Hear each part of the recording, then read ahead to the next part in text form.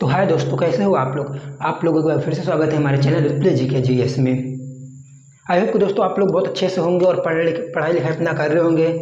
तो दोस्तों इससे पहले हम लोगों ने लॉर्ड डलहौजी तक दोस्तों हमने सन 1856 तक पढ़ लिया था। उसके बाद हमारी बारी थी 1856 से आगे पढ़ने की, और बात हमारी हमने कुछ बात की थी, जैसे कि अगली बात हम करेंगे लॉर्ड कैनिंग की। हम वहाँ तक आ गए तो लॉर्ड कैनिंग की बात करना स्टार्ट कर दिए थे। तो चलिए दोस्तों, आइए आज अपना वीडियो शुरू करते हैं। और वीडियो शुरू करने से पहले इतना ही कहना चाहेंगे दोस्तों, अगर आपको वीडियो अच्छा लगे, यदि आपको लगे हम आपके लिए कुछ बेहतर कर रहे हैं, तो चैनल को सब्सक्राइब जरूर करिएगा और वीडियो को दोस्तों में शेयर कीजिएगा। दोस्तों आपके लगे कि हम आपके लिए कुछ बेहतर कर रहे हैं तो जरूर करिएगा। चलिए आज का वीडियो अपना स्टार्ट करते हैं। दोस्तों इससे पहले हम लोगों ने बात जो की थी वो हम लोगों ने डलहौजी तक कर ली थी। आज बात करनी थी कैनिंग की, लॉर्ड कैनिंग इनका। अच्छा दोस्तों, आज आप लोगों को एक जो बहुत अच्छे टॉपिक शायद आपको थोड़ा बहुत ये कंफ्यूज भी करते हो, क्योंकि हर गवर्नर जनरल के नाम के पहले लॉर्ड ही क्यों आ रहा है? क्या ये इनका लॉर्ड नाम था या लॉर्ड इनकी कोई पदवी थी, क्या था? तो दोस्तों आपको मैं अगर एक एग्जाम्पल समझाना चाहूँ, जिस प्रकार आप प्रॉपर नाउन में पढ़ते हैं कि किसी भी, जैसे कि किसी भी महान चीज या किसी भी विशेष, जिसे बोलते एक पर्टिकुलर चीज के पहले दी का प्रयोग होता है या दा का प्रयोग होता है। रामायण हो गया, कुरान, इस सब के आगे आप लोग दा का यूज जरूर करते हैं। तो दोस्तों उसी तरह दोस्तों ये जो लॉर्ड है, लॉर्ड का मतलब होता था महान। तो ये लोग अपने आप को पहले से ही महान मानते थे, बस इसीलिए इस शुरू से ही जब गवर्नर जनरल आया था तो ये लोग लॉर्ड का स्टार्ट कर दिए थे। कि रॉबर्ट क्लाइव था, रॉबर्ट क्लाइव में लॉर्ड में ही था, लेकिन उसके बाद जब से लॉर्ड कॉर्नवालिस आया था, सॉरी लॉर्ड हेस्टिंग आया था 1773 के रेगुलर एक्ट के बाद, तो इन लोगों ने लॉर्ड स्टार्ट कर दिया था। चलिए अब आगे बात करते हैं, आपको समझ में आया होगा। लॉर्ड कैनिंग दोस्तों रहता है 1856 से 1862 ईस्वी तक। कब तक? 1856 से 1862 ईस्वी तक। अब दोस्तों इसके समय में बहुत सारे महत्वपूर्ण थे। तो देखिए दोस्तों, ये थोड़ा सा आपको बहुत इम्पोर्टेंट है, तो इसे एक बीच बीच से एक तरफ से समझिएगा, वीडियो मत स्किप करिएगा, नहीं तो आपको उसे समझना है पहले, क्योंकि ये गवर्नर जनरल से वायसराय बनेंगे। तो इनको हम देखते हैं दोस्तों, ये जब बनते हैं, आई थिंक ये 22 मार्च 1856 को बनते हैं, तो ये गवर्नर जनरल के रूप में ही बनते हैं। ओके दोस्तों, पहले क्या है? पहले ये गवर्नर जनरल ही है, गवर्नर जनरल ही है जी भी। आप सबसे इनका एक प्रकार से आप दो कार्यकाल में विभाजन कर सकते हैं। एक 1856 से 58 तक चलता है, 1 नवंबर 1858 तक, उसके बाद एक 62 तक चलता है, ऐसा समझ सकते हैं। ये जो गवर्नर जनरल वाला कार्यकाल होता है ये 1 नवंबर 1858 ईस्वी तक चलता है, और जो उसके बाद वायसराय बनेंगे वो 1862 तक चलता है। अब दोस्तों क्या होता है, इससे पहले आप लोगों ने बहुत अच्छे से पढ़ाया कि डॉक्ट्रिन ऑफ लिप्स, व्यक्तिगत का सिद्धांत, जो डलहौजी ने लाया था, उसका क्या मकसद था? सिर्फ और सिर्फ रियासतों पर कब्जा करना। वो लगातार रियासतों पर कब्जा करे जा रहा था, वही गोद प्रथा निषेध वाली नीति लाके। तो बस सारी रियासत सबके बीच में असंतोष व्यक्त हो गया, सब किसी भी तरह आक्रमण करना चाहते थे। तो इसी बीच क्या हुआ दोस्तों, आप पढ़ेंगे सन 1857 ईस्वी का प्रथम स्वतंत्रता संग्राम। दोस्तों आपको हमने एक पहले वीडियो में शायद ये बात बताई थी कि हमारा जो भारत 200 साल गुलाम रहा, हमें 100 साल तक पता ही नहीं चला कि हम गुलाम हैं। और जब पता भी चला, 1757 से 1856-57 तक हमें पता नहीं चला, और जब पता चला तो हमें अपने लोगों को बताने में कि हम लोग गुलाम हैं, हमारे नेताओं ने 50 साल का समय लग गया, और फिर उतने ही 50 साल लग गया उनसे स्ट्रगल करने में, संघर्ष करने में, उनसे आज़ादी पाने में। तो 1857 ईस्वी में क्या हुआ, आपको पता होगा, जब मंगल पांडे ने, जो कि एक सुअर की चर्बी वाला फैला था अफवाह कि जो कारतूस है, जो बंदूक है उसमें लग रहा है, तो मंगल पांडे लोगों ने मना कर दिया था। फिर इन्होंने इंग्लिश अफसर को गोली मार दी थी। फिर फाइनली इनको 8 अप्रैल को फांसी हो गई थी। फिर इसके बाद आगे चलते चलते 10 मई को एक बड़ा रूप ले लिया था, ये क्या बोलते हैं, 10 मई को ये जो प्रथम स्वतंत्रता संग्राम था बड़ा रूप ले लिया, और इसके बाद आगे आगे चलते गए तो इसका प्रथम स्वतंत्रता संग्राम हुआ। तो जब फाइनली प्रथम स्वतंत्रता संग्राम हुआ दोस्तों, इसे हम एक अलग से टॉपिक में पढ़ेंगे, आप उसके लिए बेफिक्र रहिएगा। तो बस इनके हम बात जैसे कि बहुत अच्छा प्रश्न आता क्या है कि 1857 की स्वतंत्रता संग्राम में गवर्नर जनरल कौन था, ऐसे ऐसे प्रश्न आते हैं, तो वो लॉर्ड कैनिंग थे। अब दोस्तों क्या होता है, जब स्वतंत्रता संग्राम होता है तो इसी बीच सन 1858 ईस्वी का एक्ट आता है, भारत शासन अधिनियम आता है 1858 ईस्वी में, 1858 ईस्वी। अब इसके तहत बहुत सारे चेंज आते हैं, हमें उन्हीं चेंज को पढ़ना है जो आते हैं। तो सबसे पहले इसमें क्या वर्ड होता है कि अब जो अभी तक जो गवर्नर जनरल नियुक्त किए जाते थे दोस्तों, वो ईस्ट इंडिया कंपनी के द्वारा नियुक्त किए जाते हैं, लेकिन अब जो कार्य वो कंपनी को समाप्त कर दिया गया। अभी तक भारत का शासन कंपनी संभाल रही थी, लेकिन अब भारत का शासन सीधा महारानी विक्टोरिया इंग्लिश के मतलब जो होते हैं इंग्लैंड में स्थानांतरित हो गया, महारानी विक्टोरिया के पास, इंग्लिश राजशाही के पास। अब वह जो गवर्नर जनरल था दोस्तों, आप यहाँ देखें हमने वायसराय लिख रखा है, गवर्नर जनरल वायसराय दोनों, तो अब गवर्नर जनरल किस में कन्वर्ट हो गया, वायसराय में। और दोस्तों ये जो वायसराय था ना, इस वायसराय के पास क्या होता है, वायसराय से जैसे गवर्नर जनरल में इससे ऊपर कोई नहीं होता था, लेकिन वायसराय से ऊपर में ये ब्रिटिश संसद का, ये बोल सकते हैं कि महारानी विक्टोरिया का वहाँ का जो इंग्लिश का था, ये एक उनका प्रतिनिधि था। क्या था, प्रतिनिधि होता था, ये प्रतिनिधि होता था वायसराय। ओके दोस्तों, ये प्रतिनिधि होता था और यहाँ पे शासन करता था। तो उसमें पहला चेंज क्या है, तो अब आपसे पूछिएगा भारत का प्रथम वायसराय कौन, लॉर्ड कैनिंग। भारत का अंतिम गवर्नर जनरल मतलब कंपनी के द्वारा नियुक्त, भारत का अंतिम गवर्नर जनरल कौन था, कंपनी के द्वारा नियुक्त लॉर्ड कैनिंग ही, क्योंकि नियुक्त कर दिए गए थे। अब इसमें बहुत सारी से दोस्तों, भारत सचिव की स्थापना दिया जाता है, और मतलब भारत सचिव या उन्हें राज सचिव भी बोला जाता है। उनको 15 सदस्यीय एक टीम बनाई जाती है, एक परिषद बनाई जाती है, उसका अध्यक्ष ये जो भारत सचिव होता था वो होते थे, और बहुत सारे परिवर्तन किए जाते थे, जो हम आपको 1858 के जब मतलब अपनी पॉलिटी की हिस्ट्री पढ़ेंगे उसके में तो जरूर पढ़ेंगे, और तो आप ये जरूर याद रखिएगा। अब इसके आगे चलते हैं हम लोग। अब इसके आगे जब हम लोग चलते हैं दोस्तों, तो क्या होता है कि सन 1861 ईस्वी में, कब, 1861 ईस्वी में भारतीय हाईकोर्ट एक्ट आता है।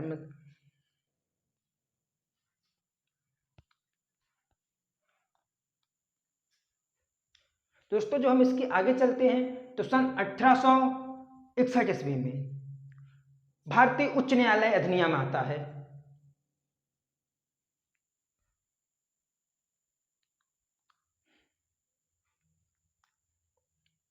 दोस्तों जो हम इसके आगे चलते हैं, तो आता है क्या हमारा भारतीय उच्च न्यायालय अधिनियम। अब दोस्तों भारतीय उच्च न्यायालय अधिनियम आया था 1861 ईस्वी में। तो इसमें क्या है दोस्तों, इस अधिनियम के तहत, भारतीय उच्च न्यायालय अधिनियम के तहत 3 जगह, एक मद्रास जिसे आप चेन्नई आज बोलते हैं, कोलकाता और एक मुंबई, इन 3 जगहों पे एक एक उच्च न्यायालय की स्थापना की गई थी, जो कि जिससे इससे पहले एक सुप्रीम कोर्ट की स्थापना सन 1773 के गिल्ड एक्ट के तहत कलकत्ता में कर दिया गया था।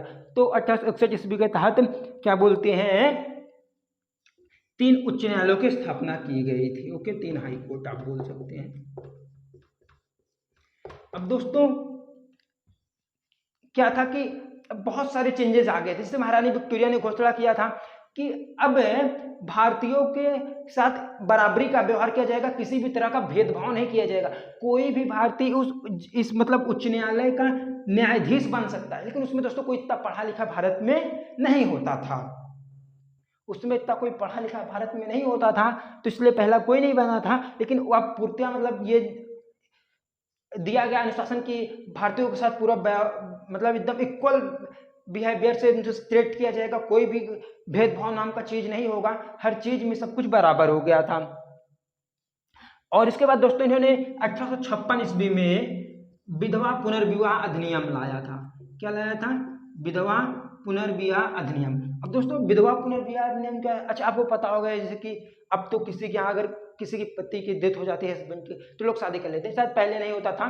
तो ये 1856 ईस्वी में क्या बोलते हैं, इनके समय में लॉर्ड कैनिंग लाते हैं कि अब कोई भी विधवा मतलब जो चाहे अपने इच्छा से, अपने स्वेच्छा से वो किसी और के साथ शादी कर सकती थी, उस पर किसी भी प्रकार का मनाही नहीं है। ओके दोस्तों, अब दोस्तों इनके आगे और बात की जाए तो होता है दोस्तों कि जो डॉक्ट्रिन ऑफ लेफ्ट व्यक्तिगत का सिद्धांत था कि कोई गोद नहीं ले सकता है, उसे लॉर्ड कैनिंग ने समाप्त कर दिया था। अगर आपसे पूछा जाए किसके कार्यकाल में स्टार्ट हुआ, तो लॉर्ड डलहौजी। समाप्त किसने किया, किसके कार्यकाल में, लॉर्ड कैनिंग में। तो डॉक्ट्रिन ऑफ लेफ्ट से लॉर्ड कैनिंग के कार्यकाल में समाप्त हो गया, जिसे याद रखिएगा। इससे पहले दोस्तों हमने एक वीडियो बनाया था, आईपीसी क्या है, अगर आपने अभी तक वो वीडियो नहीं देखा तो जाके देखिएगा, क्योंकि दोस्तों जो इन्हीं के समय में लॉर्ड कैनिंग के समय में 1858 ईस्वी में लॉर्ड मैकाले के द्वारा बनाई गई जो दंड संहिता थी उसको कानून घोषित कर दिया गया था इन्हीं के समय में। कब? 1858 ईस्वी में इनके द्वारा जो बनाई गई आईपीसी थी, इंडियन पेनल कोड, जिसे आप जानते हैं। इसके बाद बहुत सारे परिवर्तन करते गए हमारे जो देश आज़ाद होने के बाद भी हम केवल इनको संशोधित करके इसमें कुछ चेंजेस करके, मतलब चेंजेस तो बहुत सारे किए लेकिन हम चेंजेस करके आज भी इसे ही यूज कर रहे हैं। तो चलिए दोस्तों अब हम बढ़ते हैं इनके आगे जो गवर्नर जनरल थे, लेकिन आप इनको याद रखिएगा, बहुत ज़्यादा इंपॉर्टेंट है आपको। आई थिंक कि गवर्नर, बंगाल का गवर्नर, गवर्नर जनरल और वायसराय में डिफरेंट समझ में आ गया होगा, क्योंकि हमने ये आज पार्ट शायद 5वां है, तो आप अगर पहले का 4 पार्ट नहीं देखे तो उन्हें भी देखिएगा दोस्तों, तभी आपको बहुत अच्छे समझ में आएगा। चलिए हम आगे बढ़ते हैं, इसके आगे जो गवर्नर जनरल पहले से इरेज करते हैं, भाई आगे बात करते हैं दोस्तों। इसके बाद जो आता है उनका नाम होता है लॉर्ड एल्गिन। अब दोस्तों क्या आप कहेंगे लॉर्ड एल्गिन से प्रश्न आता है? तो बहुत कम चांसेस है कि लॉर्ड एल्गिन से आपको प्रश्न देखने के, पर मैं ऐसा नहीं कहता कि दोस्तों नहीं आता, ये तो मैं कह ही नहीं सकता कि नहीं आता, लेकिन हाँ ये जरूर कहोगे कि चांसेस डलहौजी कैनिंग हो गए, कार्नवालिस हो गए, तो इन सब के अपेक्षा बोलते हैं कंपेयर्ड तो बहुत कम चांसेस होते हैं। 90 और 10 की आप मान सकते हैं, इतना अंतर होता है। तो ये 1862 से 1863 के ही बीच में रहते हैं। अब इनके समय दोस्तों एक जो बात मतलब बताने वाली वो हम बात बताते हैं, वहाबी आंदोलन एक था। अब दोस्तों वहाबी आंदोलन क्या था, आप लोग अगर जानना चाहें तो खुद से पढ़िए, नहीं मैं बता रहा हूँ। तो वहाबी आंदोलन दोस्तों सबसे पहले इसकी बात की शेर वली उल्लाह के द्वारा चालू किया गया था। वहाबी आंदोलन दोस्तों बहुत लंबी प्रक्रिया थी, ये 1828 से करीब 68 तक चली थी। अब मतलब जिसे कहते हैं कि 1863 में इसका सफलतापूर्वक दमन कर दिया था, किसने? मतलब इस पर पूरी पाबंदी लगा दी थी लॉर्ड एल्गिन ने। पर दोस्तों ऐसा नहीं होता, कहीं ना कहीं अपवाद छोटे मोटे एरियो में दिखाया था, तो ऐसे करीब 1868 ईस्वी तक ये चला था। और मतलब ये जो वहाबी आंदोलन, अच्छा वहाबी आंदोलन चला क्यों था कि ये जो उस समय जो अंग्रेज मतलब सॉरी जो मुस्लिम थे, वहाबी आंदोलन विशेषता है पर्टिकुलरली मुस्लिम के द्वारा चलाया गया था, और वो लोग मतलब भारत को इस्लाम का देश बनाना चाहते थे। वो लोग, उनका बेसिकली मेन उद्देश्य यही था जो हम भारतीयों का था सबका, कि किसी भी तरह अंग्रेजों को बाहर निकालना चाहिए। ये भी अंग्रेजों को बाहर निकालना चाहते थे, बहुत सारे आंदोलन चला फिर, लेकिन फाइनली इनका भी दमन ही कर दिया जाता है। तो इनका बेसिक उद्देश्य क्या था? अंग्रेजों को बाहर निकालना, भारत में इस्लाम का मतलब देश स्थापित करने, भारत को इस्लाम का देश बनाना। अब दोस्तों ये जो लॉर्ड एल्गिन का कार्यकाल कम क्यों है? क्योंकि जब ये गवर्नर जनरल था तभी दोस्तों इसका कार्यकाल क्यों कम रहा? ये गवर्नर जनरल था तभी 20 नवंबर 1863 को 20 नवंबर 1863 को धर्मशाला में, ये दोस्तों कहाँ पे है? आप लोग सर्च कर लीजिएगा धर्मशाला कहाँ पे है, तो कुछ तो करिए आप लोग, बैठे बैठे क्या करेंगे? कहाँ पे? धर्मशाला में, जो भारत में ही है। यहाँ पे स्टेडियम भी, आप लोग अगर मैच देखते होंगे तो आप इसका नाम जरूर सुने होंगे। तो ये धर्मशाला में इनकी क्या हो जाती है? मृत्यु हो जाती है 20 नवंबर। ये सर्दी का मौसम होता है और यहाँ पे रहते हैं, तो इन्हीं की डेथ हो जाती है। पहले अंग्रेज गवर्नर जनरल थे जिनकी भारत में मृत्यु होती है। इनकी अपने आप एक प्राकृतिक तरीके से मृत्यु होती है, इसके बाद एक गवर्नर जनरल आएंगे जिनकी क्या करते हैं, जिनका भारत में हत्या कर दिया जाता है, उनके भी हम पढ़ेंगे। तो दोस्तों आप इनको दो याद रखिएगा कि ये भारत के पहले गवर्नर जनरल थे जिनकी मृत्यु भारत में हुई थी धर्मशाला में 20 नवंबर। इनकी मृत्यु प्राकृतिक तरीके से हुई थी। और लॉर्ड एल्गिन ने वहाबी आंदोलन का, अगर पूछे कि सफलतापूर्वक वहाबी आंदोलन दमन किसने किया, तो आप लॉर्ड एल्गिन पे ही जाएंगे। चलिए दोस्तों अब हम इसके आगे बढ़ते हैं। तो दोस्तों इसके बाद जो गवर्नर जनरल आते हैं उनका नाम होता है दोस्तों लॉर्ड लॉरेंस। क्या नाम होता है? Lord Lawrence. अब दोस्तों मतलब जितने सब बहुत ज़्यादा इंपॉर्टेंट तो नहीं चल रहे हैं, लेकिन अब जब क्रमशः वाइज सब आए तो सबको पढ़ाना तो हमारा मतलब एक क्या बोल सकते हैं फर्ज बनता है ना, सबको बताना। 1804 से 1869 दोस्तों लॉर्ड लॉरेंस आया। किनके बाद? इसके पहले आपने जिनको पढ़ा उनके बाद आया कौन? Lord Lawrence. अब लॉर्ड लॉरेंस के भी कुछ इंपॉर्टेंट काम होंगे, तो जाहिर सी बात है दोस्तों इसके समय, लॉर्ड लॉरेंस के समय 1865 ईस्वी में भूटान क्या करता है? ब्रिटिश भारत पर आक्रमण कर देता है। ओके दोस्तों, अब ये आक्रमण करता है, कोई खास यहाँ से मतलब निकलता भी नहीं है, और फिर इन्हीं अंग्रेजों की विजय होती है और सिंचुला की संधि हो जाती है। कहीं कहीं इनका सिंचुलू ऐसा कुछ भी नाम आप देखेंगे, लेकिन जो आप यही याद रखिए कि क्या सेंचुला की संधि हो जाती है। बस इतना याद रखिए आप कि 1865 ईस्वी में लॉर्ड लॉरेंस के 1865 ईस्वी में लॉर्ड लॉरेंस के समय में भूटान वालों ने आक्रमण किया था और फाइनली सेंचुला की संधि से ये युद्ध का विराम लग जाता है। अब इसके आगे हम दोस्तों चले इनके समय में, फाइनली दोस्तों सेंचुला की संधि से इनके मतलब विराम लग जाता है युद्ध में। अब इसके आगे हम चले तो इन्होंने क्या किया था दोस्तों, ये बहुत अच्छा प्रश्न है और आई थिंक कि कई बार यूपीएससी में आया भी है कि एक शानदार निष्क्रियता का इन्होंने लॉर्ड लॉरेंस ने क्या एक शानदार इसको बोला जाता है शानदार, लिख ही देते हैं एक मिनट, शानदार निष्क्रियता। इसने अफगानिस्तान के संबंध में अपनी इस नीति को अपनाया था। ये क्या था दोस्तों, हमने आपको पहले दो एंग्लो और इंग्लिश वार आपको पढ़ा चुके हैं, मतलब अंग्रेज जो अफगानी और अंग्रेजों के बीच में लड़ा गया था, तो उसमें अंग्रेजों को कुछ बहुत ज़्यादा हाथ नहीं लगा। तो इसने यहाँ पे शानदार मतलब ये निष्क्रियता की अपनाई थी अफगानिस्तान के संबंध में कि अफगानिस्तान को बिल्कुल भी छेड़छाड़ नहीं करना है, कुछ भी नहीं करना। इसमें दोस्तों प्रश्न आते हैं कि आखिर इन्होंने ऐसा क्यों किया, ऐसा इसके दिमाग में क्या चल रहा था। तो यहाँ पे बहुत सारे राजनीतिक कारण थे जिसका कारण इसने ऐसे किया। तो ये इसे आप याद रखिएगा लॉर्ड लॉरेंस को। अब इसके इसमें दोस्तों अकाल भी पड़ा था। बात की जाए तो सन 1866 ईस्वी में, कब दोस्तों 1866 ईस्वी में उड़ीसा में इसके समय अकाल पड़ा था। तो उड़ीसा में किसके समय अकाल पड़ा था, लॉर्ड लॉरेंस से बहुत भयंकर अकाल पड़ा था। जबकि 1868 से 1869 ईस्वी के बीच में बुंदेलखंड एवं राजपुताना में इसके समय में मतलब अकाल पड़ा था। और इसने चेम्बल हेनरी नाम है शायद उनका, उनके आप इन्हें हो सकता तो सर्च कर लीजिएगा, शायद नाम में हो सकता है तो थोड़ा बहुत कंफ्यूजन हो, लेकिन शायद चेम्बल हेनरी इनका नाम है। तो उनके समय में क्या नाम कि इसने मतलब एक अकाल आयोग का गठन किया था। अब इसके बाद दोस्तों इनके समय अगर जैसे हमने आपको पढ़ाया था टेलीग्राफ सेवा, आपको हमने बताया था जो सबसे पहले आगरा से कलकत्ता लॉर्ड डलहौजी के समय में, वो पहली बार इनके समय में लॉर्ड लॉरेंस के समय में इंडिया और यूरोप के बीच शुरू किया गया था। ओके, तो अब आइए हम आगे बढ़ते हैं। इसके बाद दोस्तों जो आगे आएंगे गवर्नर जनरल, उनका नाम होता है लॉर्ड मेयो। इधर देख लीजिए क्योंकि लॉर्ड मेयो की कहानी ज़्यादा है और लिखना बहुत कम है। 1869 से 1872 आज हमारे लास्ट होंगे लॉर्ड मेयो। इसके बाद वीडियो अगले टॉपिक मतलब अगले पार्ट में आएगा। तो 1869 से 1872। अब दोस्तों लॉर्ड मेयो क्या था दोस्तों, लॉर्ड मेयो हमारे जो है बहुत छोटे से कार्यकाल है इनका 3 साल का। तो लॉर्ड मेयो ने अपने समय में दोस्तों एक अजमेर में मेयो कॉलेज की स्थापना की थी। इसे याद रखिएगा आप लोग कि इन्होंने अजमेर में अपने नाम की कॉलेज की स्थापना की थी। और बात की जाए इन्होंने कृषि विभाग की भी स्थापना की थी। अब इनका जो सबसे इम्पोर्टेंट है, इनकी पहली बार डेथ कब हुई थी, अगर आप याद रखेंगे तो इनकी डेथ हुई थी 8 फरवरी 1872 को ही। अब इनकी डेथ कैसे हुई थी, इनकी डेथ सबसे ज़्यादा इंपॉर्टेंट है दोस्तों इनके चलिए कहानी को सुनाते हैं हम आपको क्या हुआ था। 8 फरवरी 1872 ईस्वी को ये पोर्ट ब्लेयर सेल्यूलर जेल में जाते हैं, वहाँ पे कैदियों का हालचाल जानने के लिए। तो ये जाते हैं तो करीब सब कुछ इनका हो जाता है, सारा हालचाल जान लेते हैं। और जब इनका शाम का 7 बजे का लौटने का वक्त होता है, उसमें तो दोस्तों इतने सारे वो नहीं थे क्या बोलते हैं टेक्नोलॉजी, तो 1872 ईस्वी में वहाँ से नाव से लौटते हैं।